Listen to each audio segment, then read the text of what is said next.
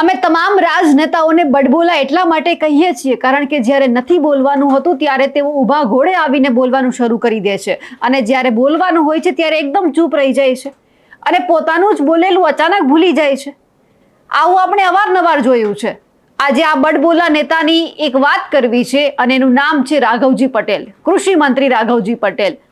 હોદ્દો તો એમને મળી ગયો છે કૃષિ મંત્રીનો, પણ કામ શું કરે છે આપણે બધા જાણીએ છીએ, ફક્ત વાહવાઈ લૂંટવાનું। એક તેમણે પરિપત્ર જાહેર કર્યો છે કે એમણે સહાય બધા લોકોને આપી દીધી છે। તો સાહેબ તમારા અધિકારીઓને કા પછી તમે ખુદ જાતે જઈને ગામડે ગામડે સર્વે કરજો કે તમે કેટલાને સહાય આપી છે।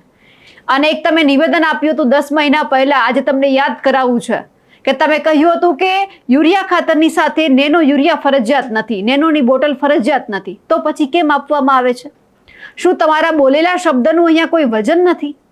જો વજન હોય તો આજે તમારા અધિકારીઓ તમારી નીચે જે લોકો ખાતરની વહેંચણી કરે છે એમાં તમારો કોઈક અવાજ હોય, પણ નથી। નમસ્કાર, નિર્ભય ન્યૂઝ સાથે હું છું રિદ્ધિ। અવારનવાર આપણે જે કૃષિ મંત્રી રાઘવજી પટેલને કહીએ છીએ કે તમારું જે કામ છે તમે નથી કરતા, તમે કૃષિ મંત્રી છો, તમને હોદ્દો આપવામાં આવ્યો છે, તમારું કામ છે ખેડૂતોની વહારે આવવાનું, ખેડૂતોની સાથે ઊભું રહેવાનું, ખેડૂતોની પડખે ઊભું રહેવાનું, પણ તમારાથી એ કામ થતું જ નથી। તમારે જે નથી કરવાનું એ કામ તમે કરો છો, નિવેદન આપો છો, પણ તેમનો કોઈ વજન પડે છે? એ તમે એક વખત જોઈને વિચારજો। તમે 10 મહિના પહેલા એક નિવેદન આપ્યું હતું કે જે લોકો યુરિયા ખાતર લઈ જશે એમની સાથે એમને નેનોની બોટલ ફરજિયાત નથી, તો પછી શા માટે અત્યારે ફરજિયાત આપવામાં આવે છે?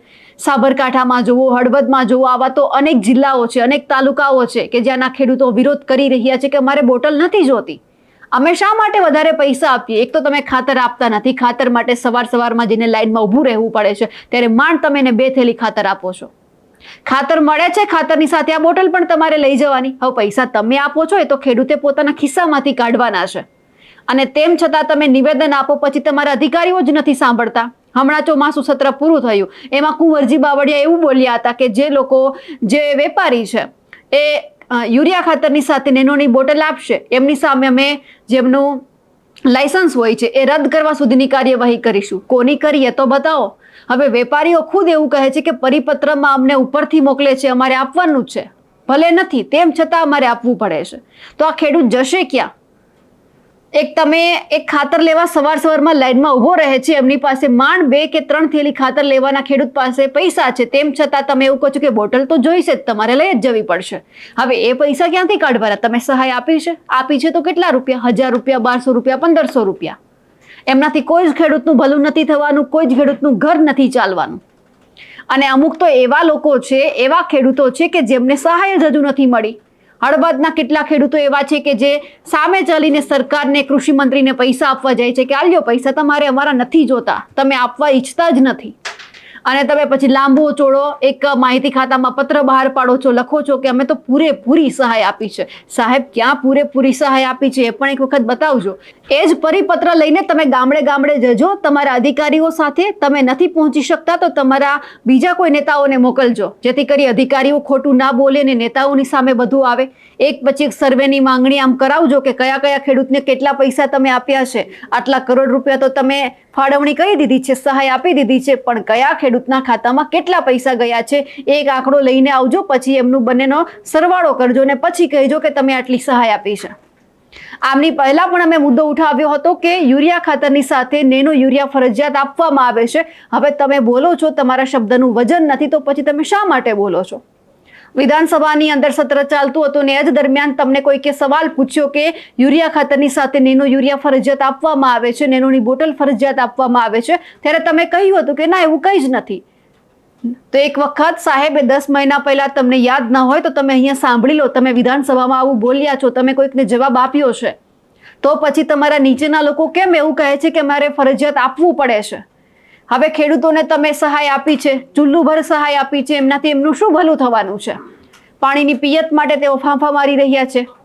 કોઈક વિસ્તાર એવા છે કે જ્યાં હજુ સુધી પાણી નથી પહોંચ્યું, પિયતનો સમય જતો રહ્યો છે, વાવેતરનો સમય જતો રહ્યો છે, એમ છતાં તમે સહાય નથી આપતા, ખેડૂતોની પડખે નથી ઊભા રહેતા અને પોતાની જાતને તમે કૃષિ મંત્રી માનો છો। ટેકાના ભાવે મગફળી ખરીદવાની વાત આવે તો તમે ક્યાંક કોઈક ઉપર પ્રેશર નાખો છો, વેચાણ કેન્દ્રો શરૂ કરવાના વધારે હોય છો તો તમે નથી કરતા, એમના ઉપર તો તમે ધ્યાન આપો। એક ખેડૂત કેટલી વખત પોતાની જાતે પોતાનો માર સહન કરવાનો એમને? તમને કૃષિ મંત્રી બનાવ્યા છે તો તમે કૃષિ મંત્રી તરીકેનું એક કામ તો વ્યવસ્થિત કરીને બતાવો. તમે નિવેદન આપો છો પણ એ નિવેદનનું કોઈ વજન છે તમારા અધિકારીઓમાં? એ તો તમે એક વખત જોઈ લો. હવે જે આ ખેડૂતો છે તેઓ કહી રહ્યા છે કે અમને ફરજિયાત નેનો યુરિયાની બોટલ છે તે આપવામાં આવે છે, તે સાંભળી લઈએ.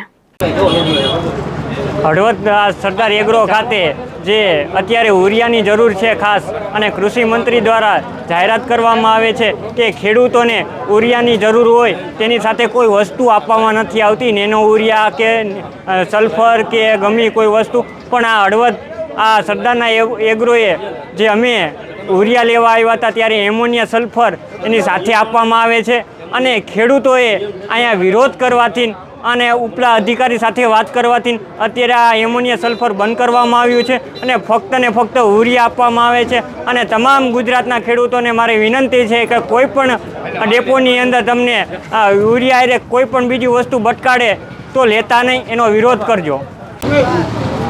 હળવદમાં અહીંયા કને કૃષ્ણા પાર્કની બાજુમાં એક સરકારી એગ્રો છે ખાતરનો, કે જ્યાં ખેડૂતો ખાતર લેવા માટે આવે પણ યુરિયા ખાતરની જરૂર હોય તો સાથે બીજું ખાતર એને આપવામાં આવે છે. 20-20-0 એમોનિયમ સલ્ફેટ આ બધા ખાતર ફરજિયાત આપવામાં આવે, અને જો તમારે બીજું ખાતર ન લેવું હોય તો તમારે યુરિયા પણ નહીં મળે એવું કહેવામાં આવે. તો અને આજે હું ખાતર લેવા અહીંયા કને આવ્યો હતો, મેં 20 બેગો ખાતર લીધી છે અને હારે 6 બેગો આપી અમને, 6 બેગો ફરજિયાત આપી છે. હા, અને બિલ સાથે આપી અમને. ખેડૂતોને જ્યારે વાવેતરનો સમય હતો, એટલે કે શિયાળુ જે પાક વાવવું હતું ત્યારે ડીએપી ખાતર જોતું હતું, તો એ સમયે ખેડૂતોને ડીએપી ખાતર નહોતું મળતું, યુરિયા ખાતર નહોતું મળતું. અને અત્યારે જ્યારે ખાતર મળે છે તો આ હળવદના જુદા જુદા ડેપો ઉપર ખેડૂતોને જે ખાતર જોઈ છે, અત્યારે યુરિયા જોઈ છે, વાવી દીધું છે, અત્યારે યુરિયા ખાતરની જરૂર છે. તો યુરિયા ખાતરની સાથે હાવ લેવા દેવા વગર પૈસાથી બીજા ખાતરો દેવામાં આવે છે. આ યુરિયા ખાતરની 6 બેગ 1650માં આવે, તો બીજી બેગ જે એમોનિયા સલ્ફરની કહી રહ્યા છે એ ખેડૂતને 4 બેગ યુરિયા જોતી હોય તો એમોનિયા સલ્ફર ફરજિયાત દેવામાં આવે છે, એટલે એના 950 રૂપિયા થાય. આ એમોનિયા સલ્ફરની અત્યારે ખેડૂતોને કોઈ પણ પ્રકારની કંઈ જરૂર નથી. નેનો યુરિયા ખાતરની આપે એની પણ અત્યારે ખેડૂતને કંઈ પણ જરૂર નથી. ત્યારે કૃષિ મંત્રી એક બાજુ એવું કહી રહ્યા છે કે ખેડૂતોને કોઈ પણ એગ્રો ઉપર, કોઈ પણ ડેપો ઉપર જે ખાતર જોતું હોય એ જ મળશે, કોઈ પણ પ્રકારનું એને વધારાનો ફોર્સ કરી અને બીજું વધારાનું ખાતર કે વધારાની કંઈ દવા કે વધારાની કંઈ વસ્તુઓ આપવામાં નહીં આવે, આવી કૃષિ મંત્રી જે છે મિત્રો એ વાત કરી રહ્યા છે. પરંતુ ગ્રાઉન્ડ ઉપર આખી પરિસ્થિતિ જે છે એ છે કંઈક અલગ જ. ખેડૂતોને આપણે વાત કરીએ, ખેડૂતો સાથે આપણે વાત કરીએ, શું કહે છે ખેડૂતો એ તમે પણ સાંભળો. હવે ખેડૂતો કહી રહ્યા છે કે યુરિયા ખાતરની સાથે નેનોની બોટલ ફરજિયાત પધરાવી દેવામાં આવે છે. હવે એ પૈસા ક્યાંથી કાઢવાના? તમે મફત આપતા હો તો સમજ્યા કે આપણે લેવાનું છે, પણ તમારે તો પૈસા પણ લઈ જવા છે અને પરાણે આપવું પણ છે. હવે આ ખેડૂતોની એક વેદના તમે સમજીને જોજો. તમે એમ જ તો કૃષિ મંત્રી બન્યા નહીં હોય, તમારી પાસે પણ જમીન હશે, પણ તમે ખેતી કરતા હશો કે નહીં એ પણ ખબર નથી. પણ એક વખત ખેતી કરીને જોજો સાહેબ, કેટલી વિશે સો થાય છે. કારણ કે એક ખેડૂત સવાર સાંજ ટાઢ તાપ તડકામાં સતત ખેતરમાં ઊભો રહી અને પાકની માવજત કરે છે, એમની લણણી કરે છે અને આપણા બધાના ઘર સુધી અનાજ પહોંચાડે છે. એ ખેડૂતની એક વખત દશા તમે વિચારજો, સમજજો, અને પછી તમે તમારા જે નિવેદન આપવા હોય તે આપજો. અને કા પછી એક વખત એક મોસમ તમે લઈને જોજો અને તમે ખેતી કરીને બતાવજો કે ના બરાબર છે, હવે ખેડૂત જે કરે છે ખોટો છે, જે વિરોધ કરે છે ખોટું છે. એક વખત તમે ખેતી કરજો, કેટલી વિશે સો થાય છે એક વખત તમે પણ વિચારજો, એટલે પછી તમારે આવા નિવેદન જ નહીં આપવા પડે. અમારા અહેવાલને લઈને આપનું શું કહેવું છે કમેન્ટ કરીને ચોક્કસથી જણાવજો. સાથે જ અમારી નિર્ભય ન્યૂઝ ચેનલને લાઇક, શેર અને સબસ્ક્રાઇબ કરવાનું ભૂલશો નહીં. નમસ્કાર.